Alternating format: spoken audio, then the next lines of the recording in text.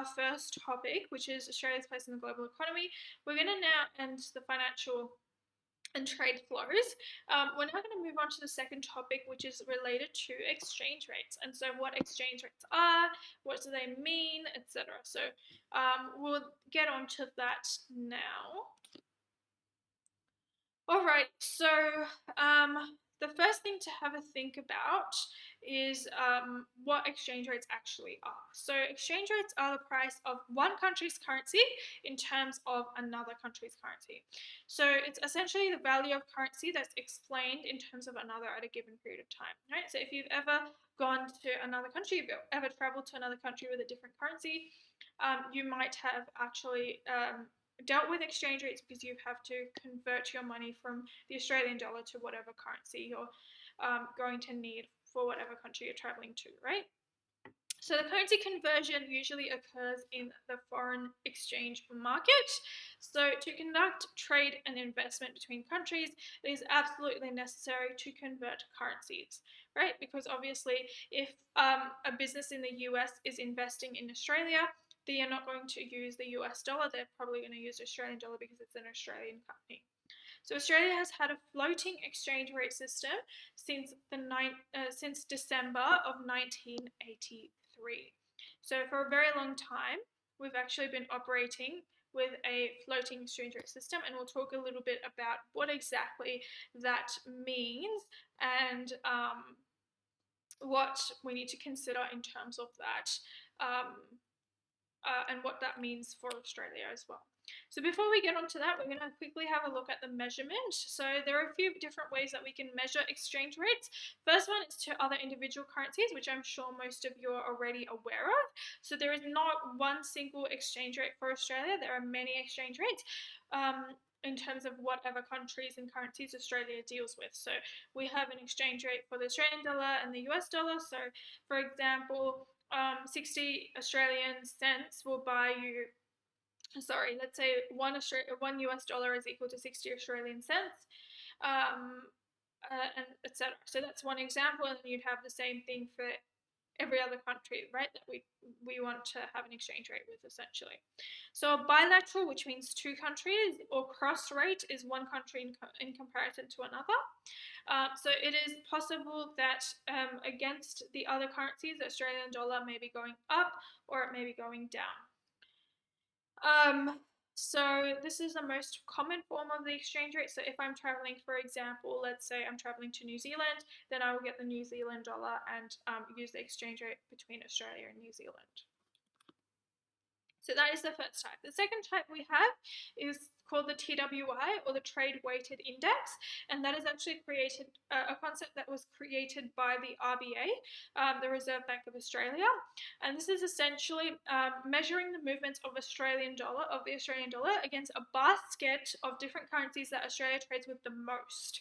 So think about so rather than comparing to countries that we don't really trade with, or we don't really have an exchange rate with, we don't really communicate that much with them or go to those countries that much, those countries are excluded. So we're exclusively focusing on the countries that are leading trading partners.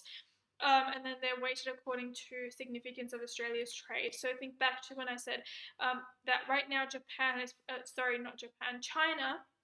Japan was previously one of our largest trading partners, but right now it's actually China that is our largest trading partner. So their weightage is going to be a lot higher than Japan, who is not that prominent anymore.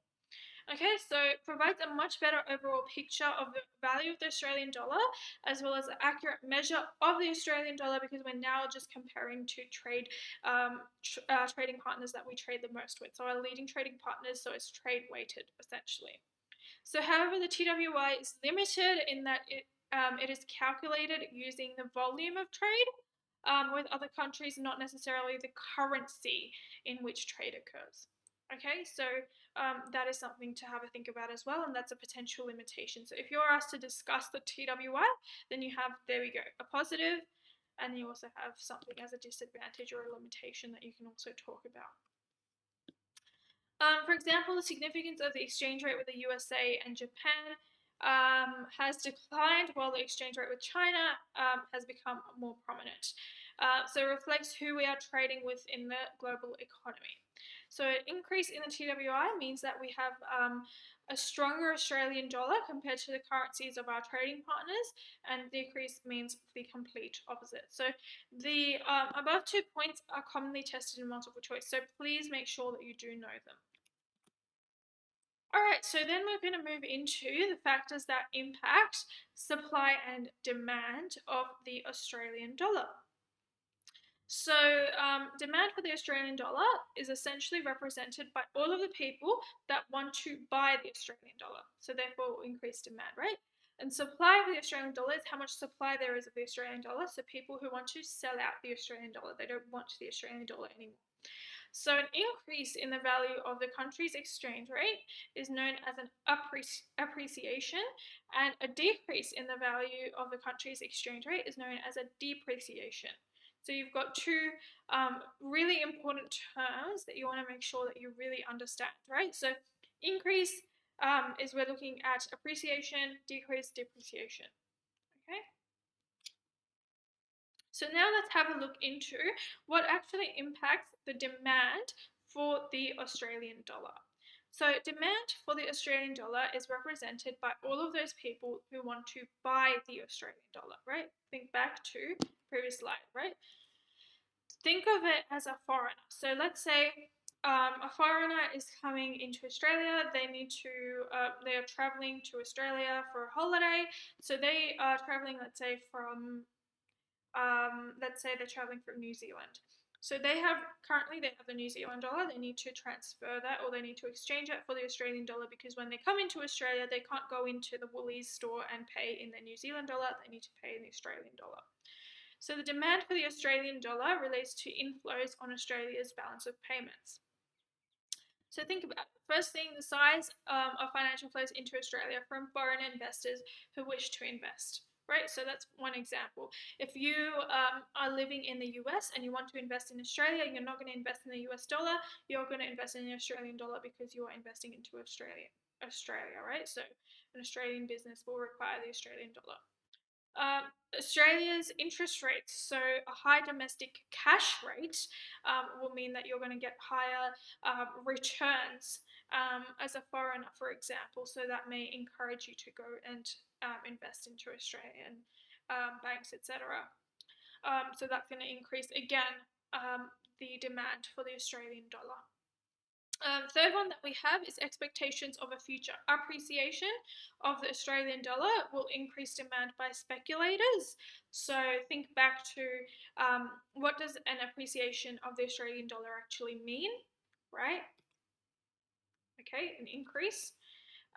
Will increase demand by speculators, because speculators will then invest more into Australia because they believe that the value of the Australian dollar will rise. Demand for Australia's exports. So if there is a lot of demand for the goods and services that Australians and Australian businesses are selling, then the people that are buying them will obviously have to pay with the Australian dollar. That will increase the demand for the Australian dollar. Australia's international competitiveness, so if exports are cheaper, that is something that will significantly influence the demand as well as changes in the global economic conditions. So world economy is an upturn, then the demand for exports will increase, and again, we talked about that earlier, what that means, right? And then you want to think about the complete opposite when we think about supply. So everything that applies for demand still applies for supply, it's just switched, right? Because now we don't want the Australian dollar, we're trying to sell the Australian dollar. So think of it as an Australian. Let's say you are traveling to Greece, you're not going to no longer need the Australian dollar when you go to Greece, you're going to need the currency that they use in Greece. So supply for the Australian dollar relates to the outflows on Australia's balance of payments. So for example, the size of financial flows of Australia by Australian investors who wish to invest overseas. Okay, so they need to sell the Australian dollar and they need to purchase foreign currency as well, like we just talked about. Australian interest rates relative to overseas interest rates and what they actually mean. So a low domestic cash rate, for example, will mean that fewer people want to save their money in Australia because they won't get as many returns via interest. Expectations of future depreciation of the Australian dollar. So speculators will sell the Australian dollar, and that will contribute to the depreciation of the Australian dollar even further. Demand for imports. So if there is a higher demand versus a lower demand, that will impact the supply. And finally, payment for servicing costs, of servicing costs or foreign debt for Australian businesses. So these are some things to think about. Essentially, it's just flipped over. So yeah, there we go. There's a big summary of exactly what an appreciation and depreciation in the next slide mean. So appreciation is an increase in the value of one currency in terms of another, and a depreciation is a decrease in the value of a currency in relation to another. So literally the only difference between these two is increase and decrease. And very easy to remember because decrease, depreciation, easy. All right, so now let's go into sort of a quick table. This is something we already just discussed, but again, just to summarize, so factors that cause an appreciation of the Australian dollar, increase in demand means that there's demand for Australian exports is increasing. There's a higher domestic interest rate, like we talked about, higher tourism, etc., like we have discussed earlier. So I don't want to spend too much time on that. Decrease in demand for imports when there's a decrease in supply. And then we've got decrease in the overseas rates, decrease in overseas tourism, etc. So that means that there's a decrease in supply, increase in demand, which are essentially the same thing. So essentially, we've got increase in demand, so they are both going to push a decrease in supply. They are both going to push from the price up, right? So, or the exchange rate up. So increase in demand, so it's going to shift to the right, whereas decrease in supply, it's going to shift to the left, the supply curve. Okay, so hopefully that is making sense. I will give you a second to pause and just note or draw these graphs in because they are really, really important and they will really help you out in terms of just being able to articulate your analysis better and form your analysis better in an essay, etc. So this is really good to draw into an essay, etc. So I'll give you a chance to note that down. All right, so fixed exchange rates. So there are a few different types of exchange rate systems that are used. Like I mentioned earlier, Australia uses a floating exchange rate system. So that is something that we will discuss in the upcoming slides, I believe. Yep. So yeah, so first one we're going to look at is the fixed exchange rate system, which Australia actually did have in the past. So the RBA, or the government, central bank, officially will set the exchange rate. So no factors of supply and demand are considered here. So from 1932, Australia's currency was pegged to the UK pound. And then changed to peg against the US dollar, in 1971. So essentially, this means that whatever the UK pound was, that was also the Australian dollar value for the day. And then in 1971, whatever the US dollar value was, that was the same thing for Australia. So it was a fixed rate.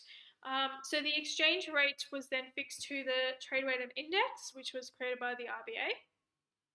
But then in 1983, like I mentioned earlier, the Australian dollar floated. So there was no longer any consideration of a fixed rate. So there are no market forces with which a fixed exchange rate is impacted. Like there's no supply or demand, like I mentioned earlier. It's just simply pegged to whatever currency. So the RBA, or the government, essentially would maintain the rate by buying or selling the Australian dollar to make it the desired level, right? So whatever the rate was, they would sort of adjust it artificially, which is completely different to the floating system that we have today. So that is something important to note there, that in the past we had a fixed exchange rate system where it would essentially be pegged to another currency. However, the RBA needs a very large reserve of forex to every day buy and sell the Australian dollar and make it and adjust it to suit that. Therefore, the central bank may face the risk of actually running out of forex and not be able to have enough to buy and sell, right? So the advantage of the fixed exchange rate system is that it actually increases exchange rate stability, right? So it's a more stable rate, right? So it's basically been determined because it's been pegged. And so it's quite stable because they sort of know what's upcoming. Whereas when we have a floating exchange rate system, there is a lot of instability because you just don't know what the market forces of supply and demand are going to do.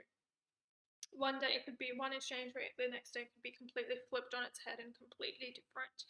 So that is something that basically bolsters great uncertainty in the Australian economy nowadays because of our floating exchange rate system. So yeah, the fixed exchange rate fixed exchange rate system brought about great certainty for businesses and those that are trading, etc. So that was really good for them in terms of the fact that it brought along a lot of certainty. Depreciation only occurs under a floating rate system. So remember that under a fixed exchange rate system, there is no such thing as appreciation. Depreciation is just essentially just pegged to whatever currency it is for the day.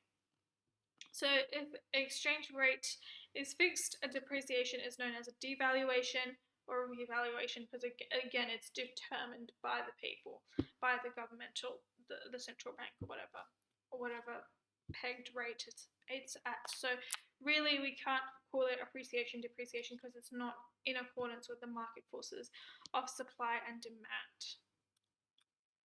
So here's an example we've seen, and this is a limitation to the fixed exchange rate system in that we really can't determine, or we can't really say that it's the market rate. So it's unnatural, it's artificial, and you're changing it, right? So if the market rate was actually 80 cents and your fixed rate is at 90 cents, we can see that that's a 10-cent difference. And so when everything is not in accordance to natural forces of market, the natural market forces of supply and demand, then it's going to lead to problems naturally because it's artificial. You're messing with the natural system of what the rates are, right? So that's something to take into consideration. So fixed exchange rate system, what are some advantages and what are some disadvantages? So advantages are definitely the certainty for investors, right? So there's less volatility and there's less volatile rate, which is always great for businesses in terms of their trade, etc. There is generally less speculation because there's nothing to speculate about. Really, it's just a revaluation, devaluation. It enhances the international cycle by fixing at an undervalued level, right? So can be set at a level that helps to address specific problems in the economy. So whereas now in a floating rate system that just won't happen. Like we can't really set the rate to something specific to deal with COVID or to deal with the bushfires or the floods or whatever. Like it's just going to be natural market forces. So if it's believed to be too high, it can be undervalued as well. Whereas nowadays we don't have that concept because again, we're not undervaluing, we're not devaluing or revaluing. We're simply just looking at the market forces and then they'll determine what's going on. So disadvantages we've got is unresponsive to changing economic conditions. So really, yeah, what the previous slide highlighted was the fact that, it doesn't really matter what conditions are going on, they're just going to set it to whatever rate they prefer or they'd like. It causes quite a few inefficiencies as well, so that can cause quite a bit of an issue. There's a high level of forex that is needed to maintain the rate.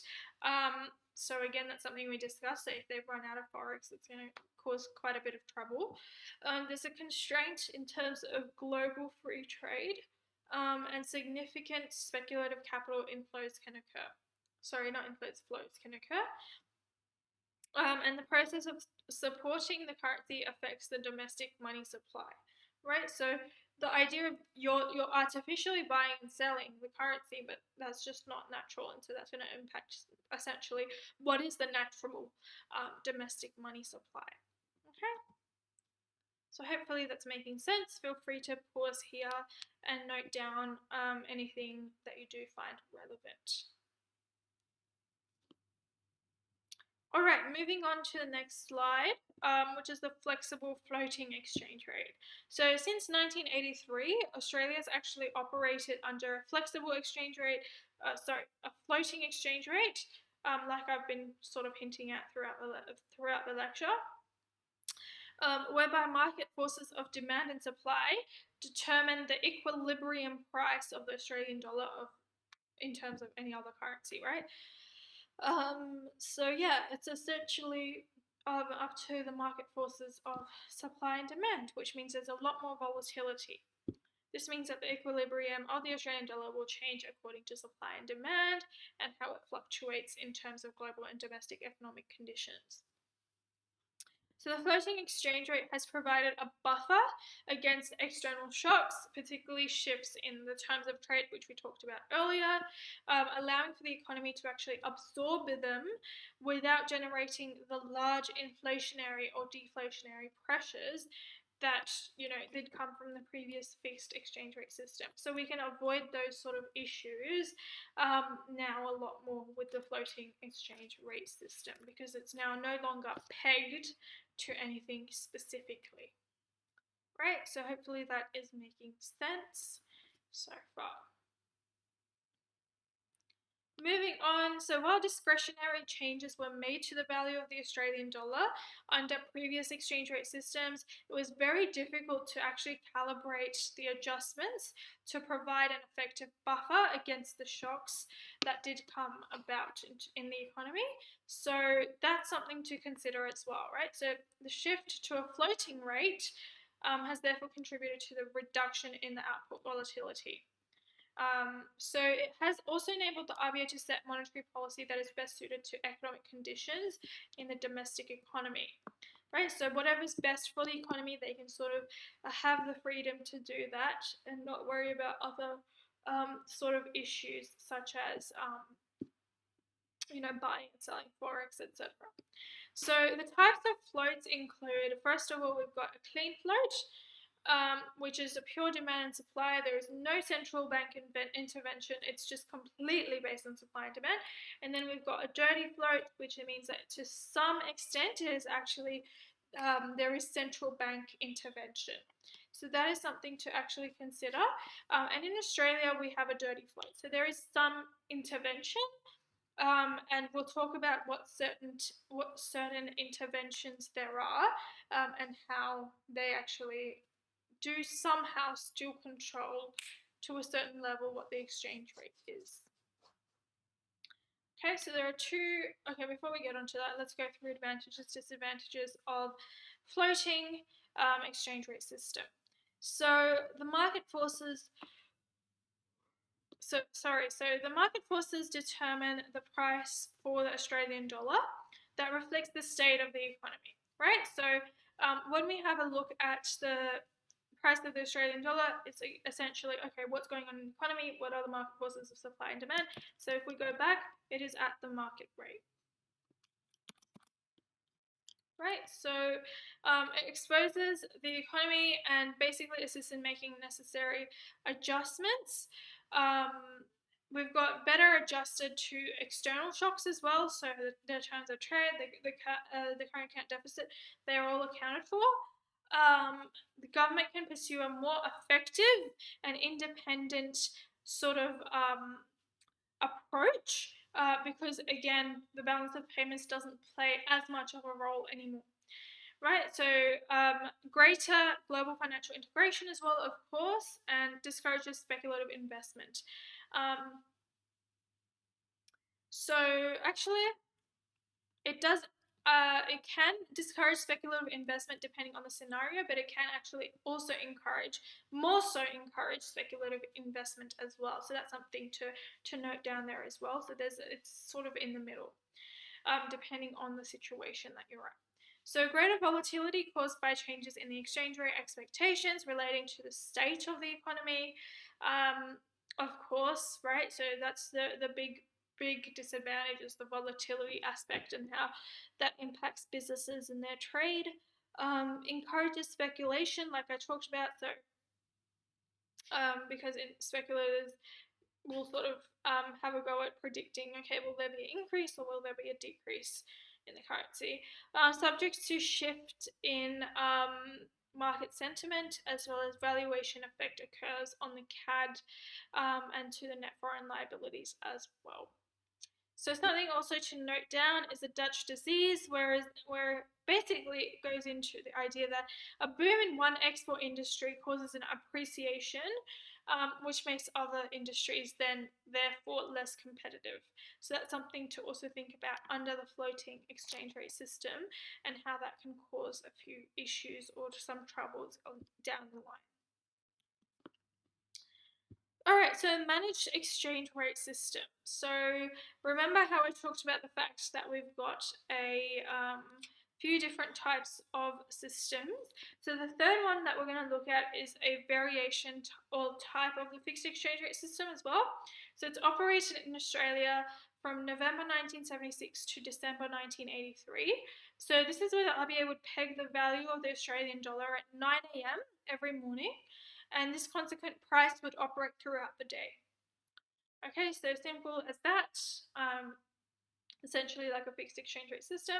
9 a.m. operates throughout the day, and next day again 9 a.m. operates throughout the day. Alright, so now remember when I talked about the fact that we've got a dirty float. So it is still, somehow, there is still a bit of central bank intervention. And you may be wondering how there's central bank intervention. There's actually two ways. We've got direct and indirect intervention, and we'll talk about both in a second. So the RBA has had some control over Australia's history regarding the influence of the exchange rate, and we know that in the past they did through the fixed exchange rate system.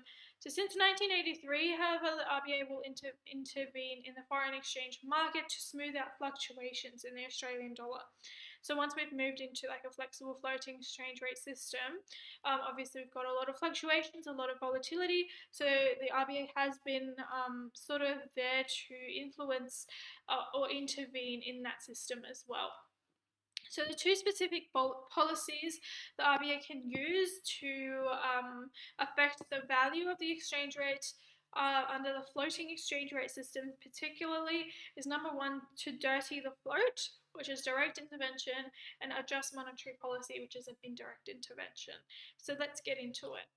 The first one we've got is the dirtying the float. Essentially, this is a type of direct intervention. Generally, the value of the Australian dollar is allowed to float cleanly without any intervention, right? So the idea that it's completely operating on the forces of supply and demand. So if the RBA intervenes, then the float is no longer clean. Right, so there's not pure market forces, and therefore it becomes a dirty float, like we talked about earlier. So to appreciate the dollar, what the RBA will do is essentially they will sell forex and they will buy Australian dollar, and that will artificially create demand and it will shift it to the right. Right? And then the opposite also holds true. To depreciate the dollar, they will artificially create more supply because they will buy a lot of forex and sell out a lot of the Australian dollar. And that will shift supply to the right, going back to the graphs here, essentially achieving the same thing. Right, so that is essentially the concept of dirtying the float. Chances are they probably won't do this that often because they just don't have enough Australian dollar, enough forex to be doing that all the time. So a lot of the time that won't take place, but it is an option and it does have the potential to take place. So, example, in 2008, the Australian dollar lost 1/3 of its value against the US dollar, in which the RBA had to purchase 3.3 billion of the Australian dollar to moderate the depreciation that had occurred. As a result, the RBA was able to recover $3.4 billion in 2009 as the currency recovered in value. So that is an example of a direct intervention. So I will give you a chance to note that down because that is quite an important stat that you can integrate into your essays.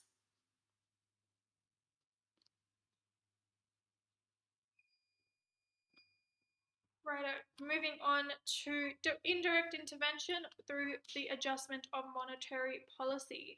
So, what is monetary policy? It is essentially the RBA that sets the interest rate to manage the economy, with a secondary function of changing the interest rate difference between Australia and overseas. Right, so the monetary policy essentially deals with the cash rate, which then impacts the interest rate. So if they really wanted, the RBA could increase the value of the Australian dollar through through increasing the level of official interest rates through the DMOs, which are basically like domestic market operations, so dealing with banks and their interest rates, which they then pass on to households and individuals. So the higher the rates are, they would attract greater foreign savings. Why? Because if I'm saving into Australia where there's a higher interest rate, means I will get more of a return on my investment via the interest. Whereas like another country may not have a very high interest rate, I would not want to put my savings there. So it encourages capital inflow into Australia, right? And then think back to the demand, right? So there's a higher demand for the Australian dollar, and that's going to lead to a increase in the value of the Australian dollar, causing an appreciation. And the opposite holds true. If you want to depreciate the Australian dollar, you want to lower the value of the Australian dollar, what is the RBA going to do? They could essentially lower the value or the level of the official rates in the DMOs, the domestic market operations, and that will essentially lower the interest rates that are lower will encourage capital outflow, so not many people will then be investing into Australia because obviously the rates are quite high. Sorry, the rates are quite low, so they're not getting as much of a return on their savings, so therefore they're going to increase the supply of the Australian dollar. They're going to sell out the Australian dollar. Okay, hopefully that's making sense. So essentially that's the idea of the adjustment of monetary policy as a indirect form of intervention that can influence the RBA. So that the influence of the RBA then falls onto individuals and households, etc., and that's going to impact the overall exchange rate. Okay, so that's something you can also note down. Chances are, again, they're probably not going to do this. Like it will probably be an indirect effect. It won't be like something that they do directly in order to influence it. But obviously they're going to increase, decrease, or keep it the same. So indirectly, anyway, they're going to influence it, right? So that's something to keep in mind. But the main idea is that monetary policy aims to combat inflation, not so much exchange rate movements, although they can be interrelated. Okay, so the theory behind this is that monetary policy is rarely used to adjust, like I talked about, the level of Australian dollar. It is rather, like I mentioned earlier, used to deal with inflation. The RBA stated that the 10% depreciation of the Australian dollar would lead to a 0.25, 0.5% increase in inflation over 2 years. So they are related, right? All right.